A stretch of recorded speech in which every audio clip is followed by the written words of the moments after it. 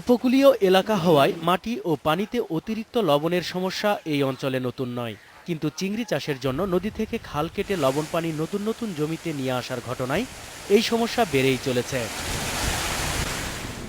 জেলার ৮ লক্ষাধিক মানুষ সারা বছর ভোগে বিশুদ্ধ পানি সংকটে। ফসলহীনতায় পুষ্টিকর সমস্যা এই এলাকায় প্রকট।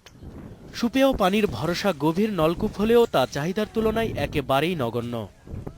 অনেক দূর থেকে আমাদের জল আনতে হয়। আমাদের পুকুরে যে জল আছে সে জল নোংরা, এই জল খেয়ে আমাদের বাচ্চা কাছে অসুখ বিসুখ ছাড়াচ্ছে না। ভালো জল যে কবে ব্যবস্থা হবে, আমাদের জলের জন্য খুব অসুখ বিসুখ লেগে আছে। লবণাক্ততার কারণে ব্যাহত হচ্ছে ফসল উৎপাদন, যে কারণে চাহিদা অনুযায়ী সুষম খাবার পায় না এখানকার মানুষ। ফলে পুষ্টিহীনতার শিকার হচ্ছে গর্ভবতী নারী ও শিশুরা। আমাদের বাচ্চাদের ওজন কমে যাচ্ছে।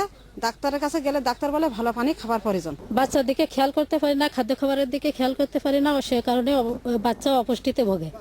পানিবাহিত রোগ আর পুষ্টিকর খাবারের অভাবে বয়স অনুযায়ী ওজন ও উচ্চতা বাড়ছে না বলে জানিয়েছেন একজন পুষ্টি বিশেষজ্ঞ।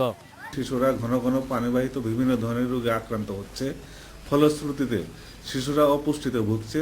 তাদের বয়সের তুলনায় ওজন কম, বয়সের তুলনায় উচ্চতা কম ইত্যাদি হচ্ছে।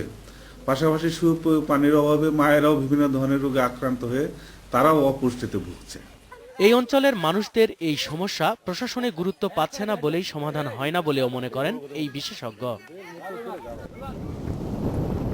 নজরুল ইসলাম তমাল, ইন্ডিপেন্ডেন্ট নিউজ।